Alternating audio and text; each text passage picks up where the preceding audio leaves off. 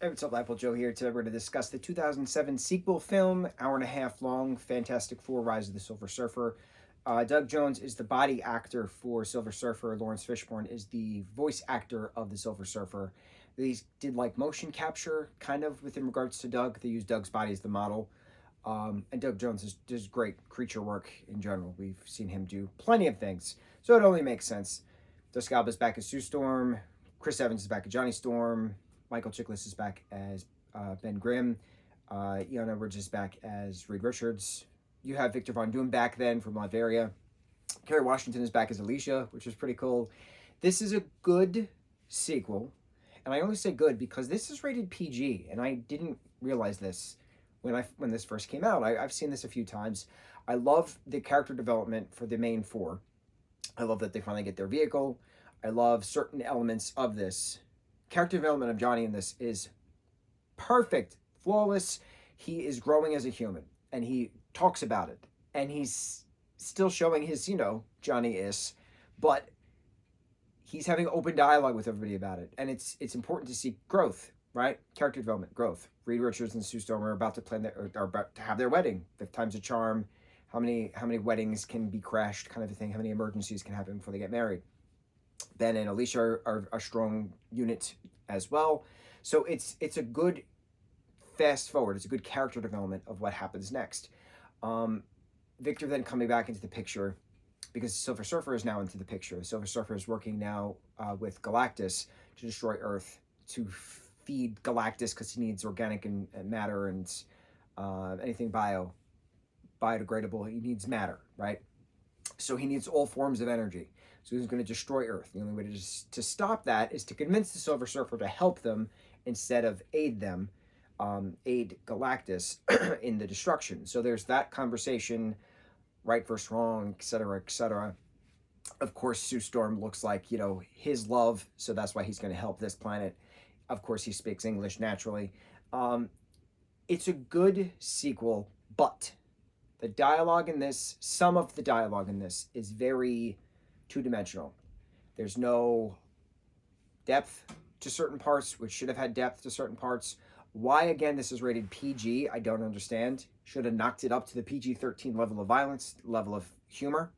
You have adult jokes in this. You have jokes about exotic dancers. How is this rated PG?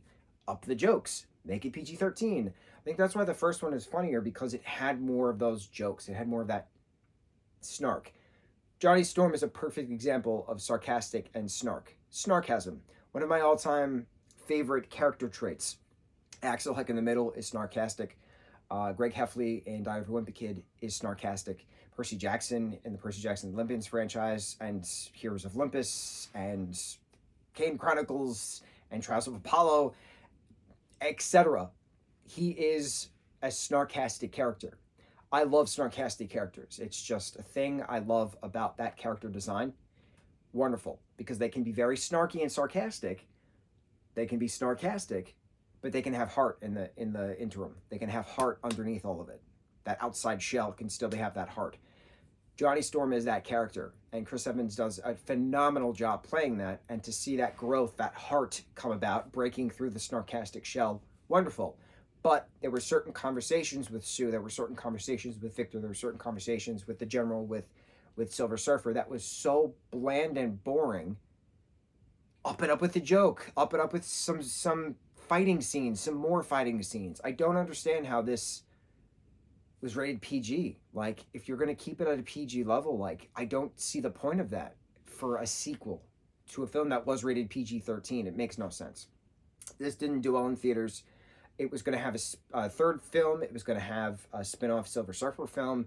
None of that happened because this didn't do well with critics. This didn't do well with audience. This didn't do well in theaters. Didn't make a lot of money. So that's what happens. You don't make a lot of money, you got to can the project. But it's unfortunate because this four, Michael, Eon, Jessica, and Johnny, and Chris playing Johnny, I think were a perfect four for this version of Fantastic Four. So I'm very curious how the next version of Fantastic Four, Joseph Quinn, Pedro Pascal, but if I forget the other two who round out the four. I know the two of the four, so that's we're halfway there, literally. I'm very curious how their dynamic their found family dynamic is going to come about, because this found family dynamic works very well. 4 actors in this franchise works very well together. So I'm curious how the next 4 actors in that franchise are going to work together. Granted, we still have to rewatch and discuss the 2015 remake, which is its own separate timeline universe. Fantastic Four. Michael B. Jordan is in that, playing Johnny Storm. So I need to revisit this one. I remember seeing it once in theaters, and I didn't like it because it was a reboot.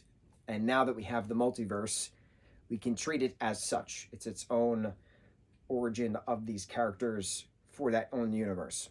So we're going to treat it with new eyes, if you will. I'm going to follow the story, first, second, third act. I'm going to look for the character development, and we'll see what happens. Fantastic Four, 2007 film. Could have been a little better. Rise of the Silver Surfer. On to the next review. Mahalo.